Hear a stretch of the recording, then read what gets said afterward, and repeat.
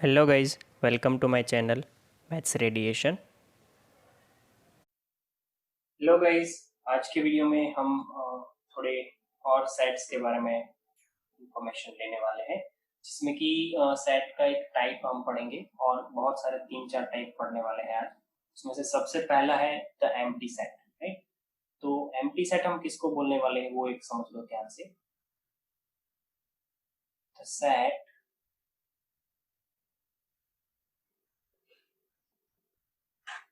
which has no element, no element, no elements, right। ऐसा set कि जिसके पास कोई भी एलिमेंट ना हो उसको हम एम्प्टी सेट बोलेंगे।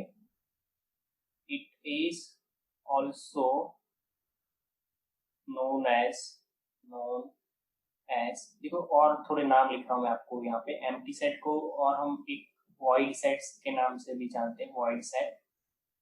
और भी एक इसका नाम है नल सेट, नल सेट। ठीक है, ये सारी नोट्स है आपको लिखनी है। इसको दिखाना कैसे है, डिनोटेड बाय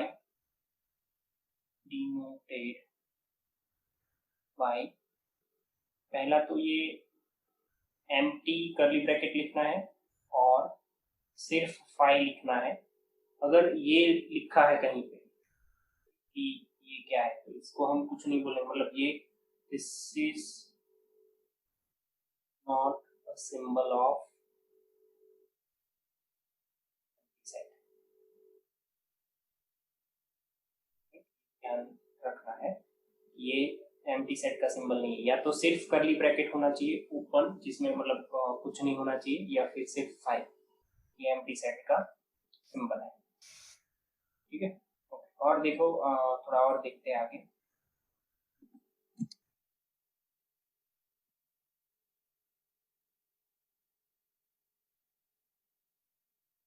तो थोड़ा ध्यान से समझना है।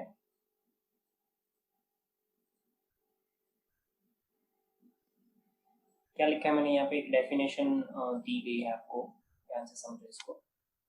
तो set which does not contain any element is called empty set और null set और void set। ये हमने आगे बात कर ली है, बराबर। तो समझ लेना है यार, ये पूरा आपको क्या लिखा है वो। ओके, तो नल सेट एम्प्टी सेट के बारे में बात हो गई है। ये जो मैंने यहाँ पे लिखा है सिंबल के बारे में, वो ध्यान से समझ लेना, इसमें गलती नहीं होनी चाहिए।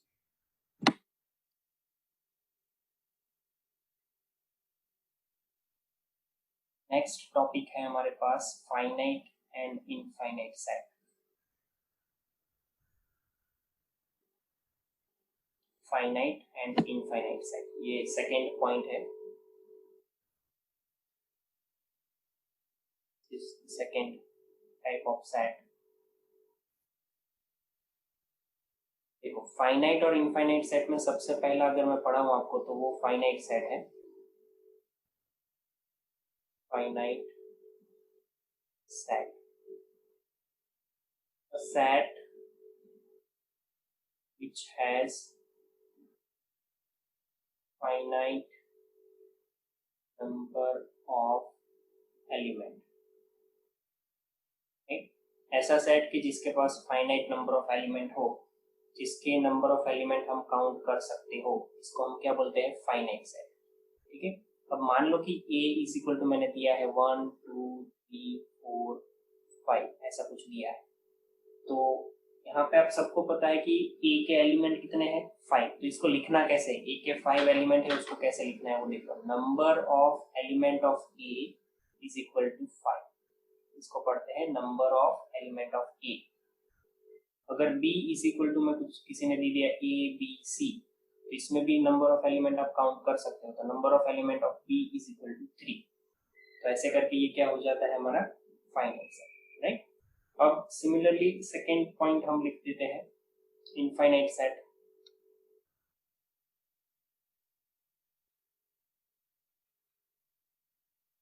Infinite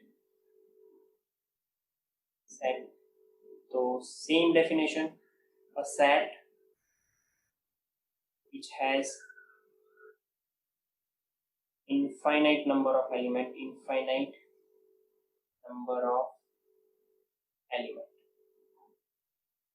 is called infinite set, right. जैसे कि हमारा नेचुरल नंबर का सेट हो गया n, 1 2 3 4 सो ऑन इनफाइनाइट। तो इसमें अगर नंबर ऑफ n कोई पूछे तो वो इनफाइनाइट है, मतलब कि ये इनफाइनाइट सेट है, ठीक है। तो फाइनाइट सेट इनफाइनाइट सेट बहुत ही सिंपल सी डेफिनेशन है, बहुत सिंपल सा अंडरस्टैंडिंग है इसका। थोड़ा नोट्स इसकी भी देख लेते हैं हम, तो ध्यान से समझिएगा इसको। देखो मैंने क्या लिखा है इसमें, पढ़ो उसको। A set which is empty or consists of a definite number of elements. A set which is empty and consists definite number of elements is called finite. Otherwise, set is called infinite. ठीक है, तो आपको समझ लेना है कि जिसमें जो सेट एम्प्टी है वो, या तो फिर डिफाइनाइट नंबर ऑफ एलिमेंट है वो दोनों सेट क्या होंगे, empty set, sorry finite number of finite set, और एल्स वो क्या हो जाएगा, वो इनफाइनाइट सेट हो जाएगा, बराबर। तो देखो इसको मैं थोड़ा आपको लिख करके बताता हूँ। यहाँ पे बहुत ही अच्छी चीज जो नोटिस करनी है वो ये है, set which is empty and consist definite number of element, वो दोनों को हम क्या बोल सकते हैं, फाइनाइट सेट। तो मान लो किसी ने a इज इक्वल टू में आपको दे दिया है ऐसा, या इसको और क्या सिंबल दे सकते हैं, और a इज इक्वल टू ऐसा दे दिया, तो हम जानते हैं दोनों ही एम्प्टी सेट है। तो किसी ने पूछा कि भाई नंबर ऑफ एलिमेंट ऑफ ए क्या हो जाएगा, तो आप बताओगे सर 0, इसमें कोई एलिमेंट नहीं है तो इसको हम 0 लिख सकते हैं, बराबर। तो भले ही 0 लिखा बट आप काउंट तो कर सकते हो, तो ये फाइनाइट सेट में आता है, फाइनाइट सेट, बराबर, बिल्कुल। चलो इतना हो गया, अब आगे बढ़ते हैं। तो एम्प्टी सेट हो गया, फाइनाइट सेट, इनफाइनाइट सेट हो गया। अब हम देखते हैं आगे,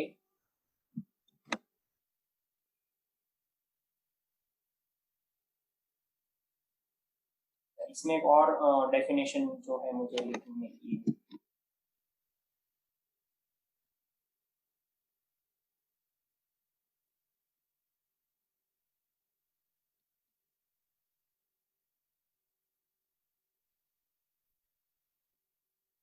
ये ध्यान से समझ लेना, बहुत ही काम की नोट है ये। टेक्स्ट को हम कर देते हैं, ओके। देखो अ नॉट लिख करके लिखा है, all infinite set can not be described in a roster form. हर एक इनफाइनाइट सेट को हम रोस्टर फॉर्म में नहीं लिख सकते। For example the set of real numbers can not be described in the form of, मतलब रोस्टर फॉर्म में नहीं लिख सकते, because the element of this set do not follow any particular pattern. ध्यान से ये प्रॉपर्टी आपको समझ लेनी है पूरी, बिल्कुल, कि हर इनफाइनाइट सेट जो है, मतलब मान लो कि किसी ने पूछा है कि भाई आर में कौन से नंबर्स होते, तो हम इसको रोस्टर फॉर्म में नहीं दिखा सकते, राइट, जो कॉमा कॉमा करके लिखते हैं। तो इसमें लिखते हैं भाई कि all set of all real numbers, ऐसे लिखते हैं, बराबर। बाकी इसको रोस्टर फॉर्म में हम नहीं लिख सकते, ये बहुत ही काम की चीज है। देन नेक्स्ट पॉइंट हमारा है,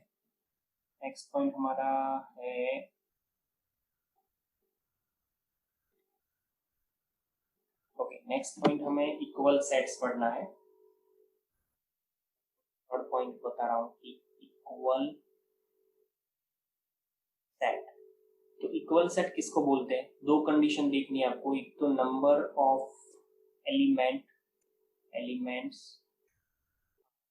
इक्वल,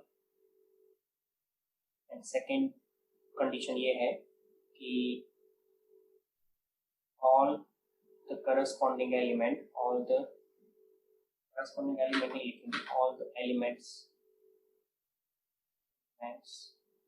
आर इक्वल। समझो ध्यान से दोनों में, इसमें बोला कि नंबर ऑफ एलिमेंट सेम होना चाहिए, इसमें बोला कि ऑल एलिमेंट्स आर सेम। तो सपोज एग्जांपल मैं लेता हूँ यहाँ पे 1 2 3। बी में एग्जांपल लेता हूँ मैं, मतलब बी में किसी ने बोल दिया है कि 3 1 2। देखो पहली कंडीशन है नंबर ऑफ एलिमेंट सेम होना चाहिए, तो नंबर ऑफ ए क्या है 3, नंबर ऑफ बी क्या है उसमें भी 3 है, 3 एलिमेंट है, मतलब कि number of A is equal to number of B हम लिख सकते हैं। सेकेंड कंडीशन है हमें दी गई है कि इसमें एलिमेंट सेम होने चाहिए, तो देखो इसमें 3 करके दिया है तो इसमें भी 3 करके दिया है, फिर इसमें 1 दिया है तो इसमें भी 1 दिया है, फिर इसमें 2 दिया है इसमें भी 2 दिया है, तो एलिमेंट भी सेम है, मतलब सेकेंड कंडीशन भी सेटिस्फाइड हो रही है। तो हम इसमें लिख सकते हैं कि ए इज इक्वल टू बी, हम बोल सकते हैं इसको, ठीक है। इक्वल सेट को दिखाया जाता है, डिनोट किया जाता है A is equal to B से। ध्यान से समझ रहेगा, राइट, ओके। इक्वल सेट के बारे में और एक चीज समझो, मान लो कि ए इज इक्वल टू आपको दिया गया है 1 2 4 ऐसा दिया है, और बी इज इक्वल टू देखना ध्यान से 4 1 1 2 1 4 2 ऐसा दिया है। तो आप पहली कंडीशन चेक करोगे कि नंबर ऑफ ए कितना है, नंबर ऑफ ए 3 है, नंबर ऑफ बी कितना है, नंबर ऑफ बी मुझे दिख रहा है 6, बट ये 6 नहीं है, नंबर ऑफ बी अगर ध्यान से देखोगे ना तो 3 ही है। कैसे? हम जानते हैं कि कोई भी एलिमेंट रोस्टर फॉर्म में रिपीट नहीं होना चाहिए, तो ये 4 2 बार है, हटा दो, एक बार लिख दो, 1 2 टाइम्स है उसको भी एक बार, 2 को भी एक बार, तो नंबर ऑफ बी मेरा 3 हो गया। तो इस हिसाब से देखें तो number of A number of B same हो गया, ऊपर से एलिमेंट भी सेम है, यहाँ पे 4 यहाँ पे 4, यहाँ पे 1 यहाँ पे 1, यहाँ पे 2 यहाँ पे 2, तो ऐसे करके दोनों कंडीशन सेटिस्फाइड हो रही, तो A is equal to B लिख सकते हैं, तो A and B are equal set, बराबर। ऐसे ही एक नोट मैं आपको दिखाता हूँ, देखो ये नोट वही सेम चीज रिपीट कर रही है, आपको समझना है इसको क्या बोल रहा है।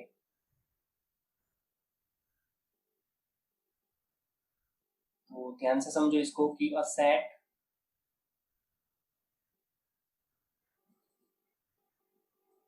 set does not change if one or more element of the set are repeated। For example करके लिखा है, देखो a is equal to 1 2 3 दिया है, b is equal to 2 2 1 3 are equal since each of the element are, वो बाकी not be same ही है, मैं दिखा देता हूँ आपको। each of the element वो यहाँ से स्टार्ट होता है, each of the element of a in the b wise versa, right, वो सेम है, जो एलिमेंट है ए में वही बी में है, that is why we generally not repeat any element in the describing a set.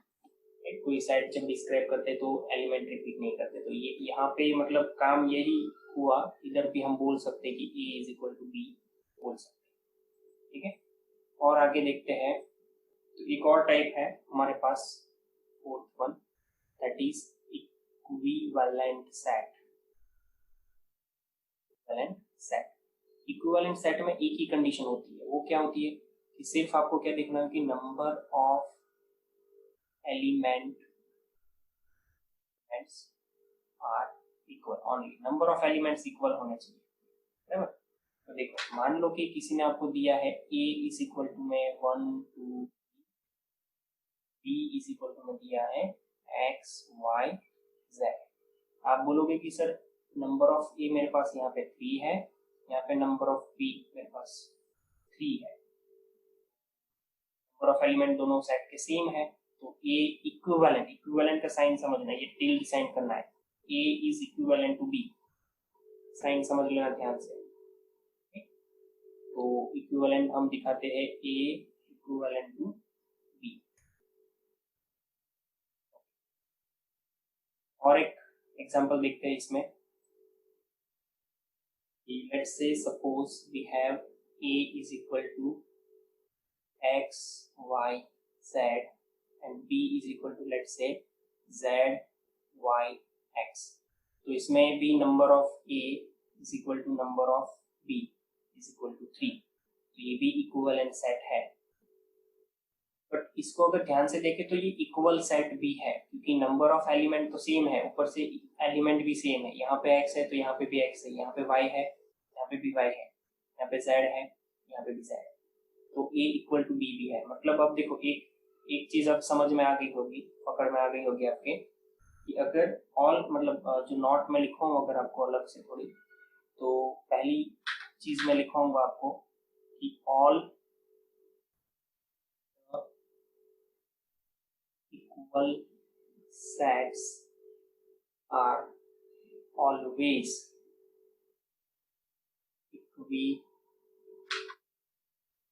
equivalent sets, right? All the equal sets are always equivalent set, but second लिखेंगे कि all the equivalent sets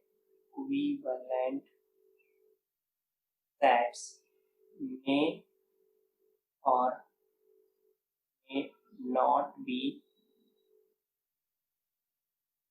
equal sets, right? All equivalent set जो होंगे वो equal set नहीं हो सकते, हो भी सकते नहीं भी हो सकते, बट इक्वल सेट जो होंगे उसमें वो ऑलवेज इक्विवेलेंट सेट होंगे। तो ये दोनों नॉट्स हमें लिखते हैं, right?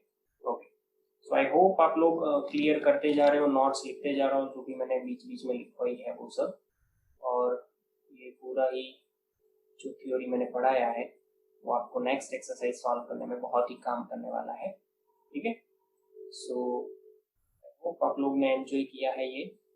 Thank you guys, thank you.